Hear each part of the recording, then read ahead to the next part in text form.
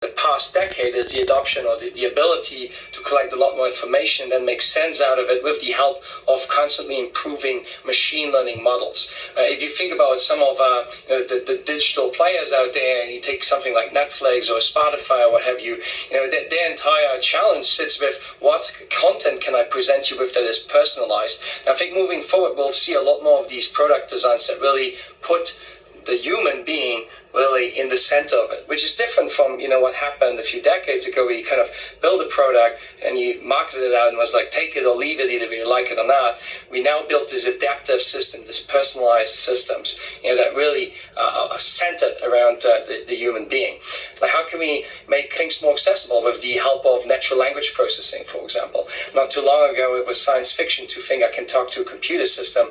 Right now, we might all have a smart speaker at home, giving us new engagement channels. And to add on to what Olivier just said, I mean, in financial services, there's a term called KYC, which is Know Your Customer, which is part of a regulatory thing. And I think this is what many companies realized in, certainly the last 12 months, the importance of data. You really have to know your customer.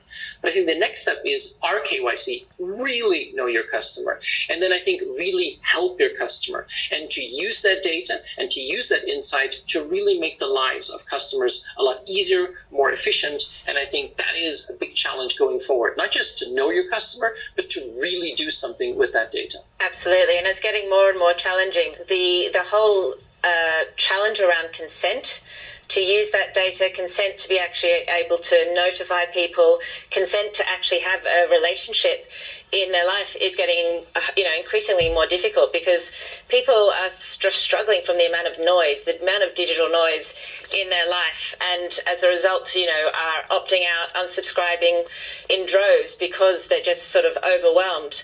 And that overwhelm is also happening because we just spend our whole days in front of screens. And if you, it's quite exhausting. And I think we're all finding it, quite dull. And we're also sort of getting a little bit fed up with just the sea of sameness, the fact that so many products and services are now being delivered in the same kind of templates, in the same types of screens, without much variation or differentiation, because it's been a race to get things delivered as quickly as possible. But I think for organizations to really stand out, they have to do something different. We talk about delivering brand experiences at a distance as being, the new challenge. How can you do things that shake things up a bit? We're seeing, for example, lots of organizations using immersive worlds like Verbella or Discord, gaming platform that a lot of people are using for communities. So a great example of this is during the recent presidential campaign, we saw Joe Biden and Alexandria Ocasio-Cortez go into an immersive platform called Animal Crossing and actually knock on people's virtual doorsteps to gather votes. So I think we're seeing organizations everywhere trying to look to different techniques, different platforms, different environments to try and bring a little bit of excitement. Actually, if we think a bit about the augmented and virtual reality space, I think it's something that's used a lot more in gaming. But I really think moving forward, we'll see a revolution in the augmented reality space. If you look at some of the hardware that's being developed, you have a lot more of these smart glasses that now have very small chips. I think we will have a lot more wearables.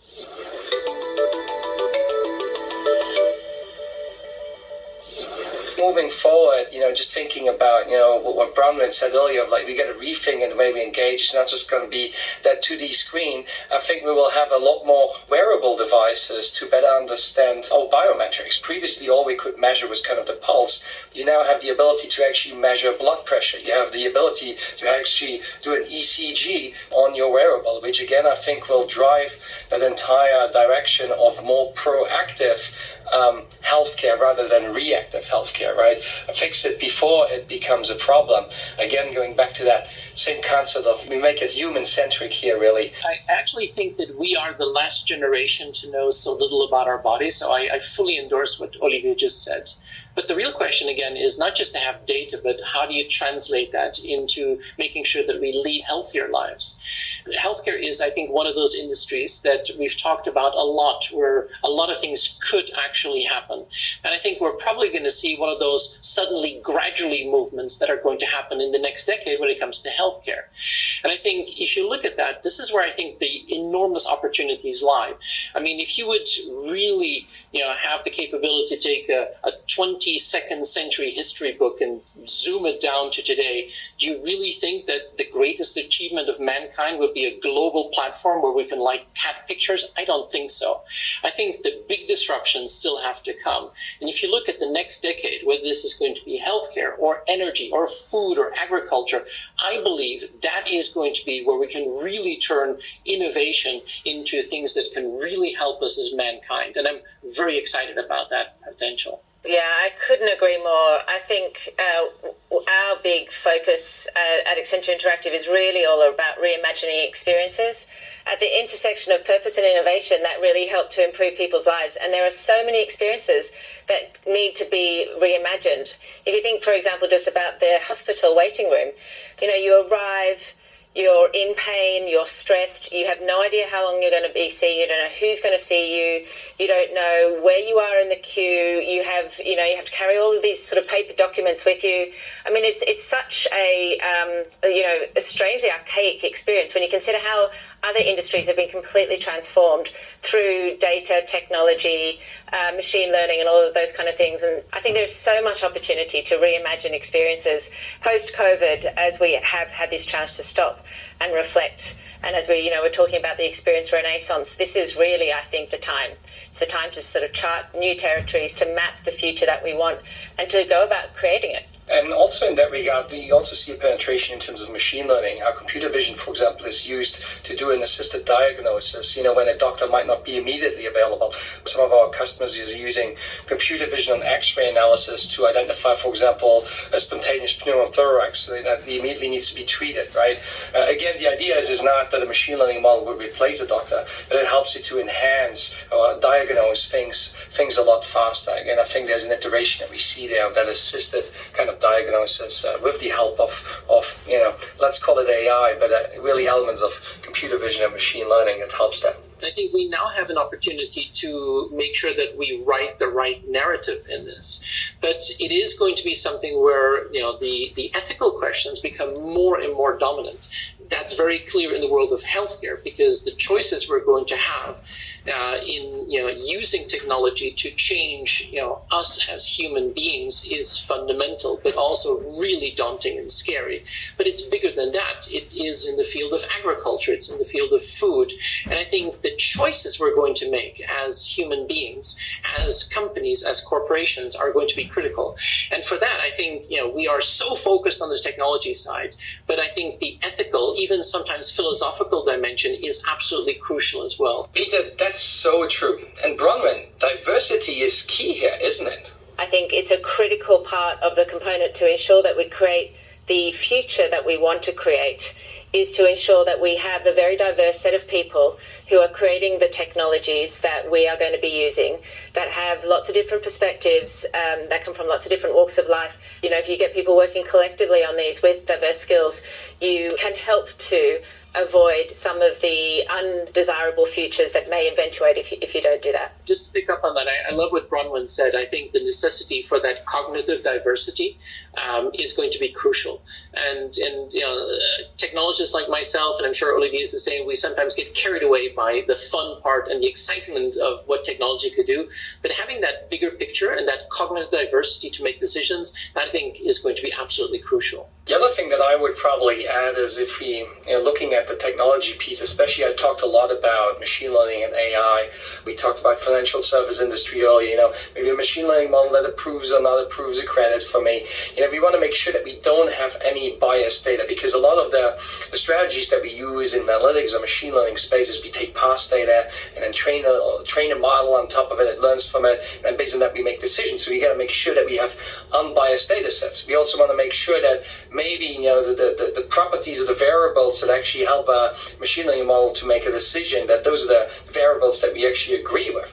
The think it's important that, whenever you use these technologies, that you make sure, okay, do I understand why a certain decision is being made? And am I agreeing with that, from an ethical, moral standpoint? I agree with all of that. I think when we're creating AI, we need to think about it like another human being, like another colleague, and think about the traits that we would like in a human. And we need to build those into the AI because that doesn't come for free. We're going to enter an era where it's not just about the individual, but about the collective, not just about the me, but about the we.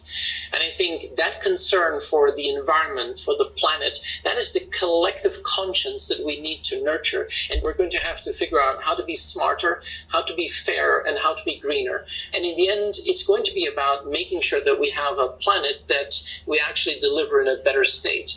And thinking about that triple bottom line, societal, environmental, and financial, I think is going to be one of the big challenges that companies are going to face with. And I really believe, I'm a perennial technology optimist, technology is going to help us, but collectively, we have to get it done. Peter, Bronwyn, I'm really enjoying this conversation, but unfortunately we're coming to the end of this session, but I figured it would be really great to have some final thoughts from both of you. One of my favorite quotes is from Maya Angelou, and I love the quote where she says, if you're always trying to be normal, you will never know how truly amazing you can be.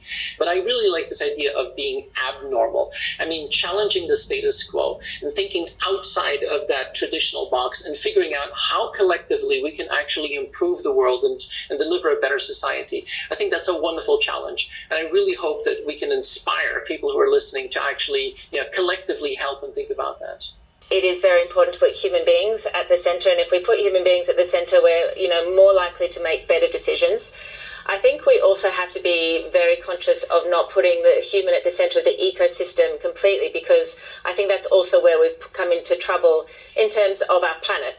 So we are moving a lot more from human-centered design into life-centered design, which takes into account a much broader set of stakeholders, including the planet, obviously. It's been absolutely fantastic to both have you, Bronwyn and Peter. Thank you again so much for sharing all your insightful thoughts here with us today. Thank you. Thank you. Thank you. It was lovely to be here. Hope you enjoyed this sneak peek of Exec Leaders 2021. We look forward to seeing you in July for a whole new season of conversations with leaders from around Asia Pacific and Japan. See you then.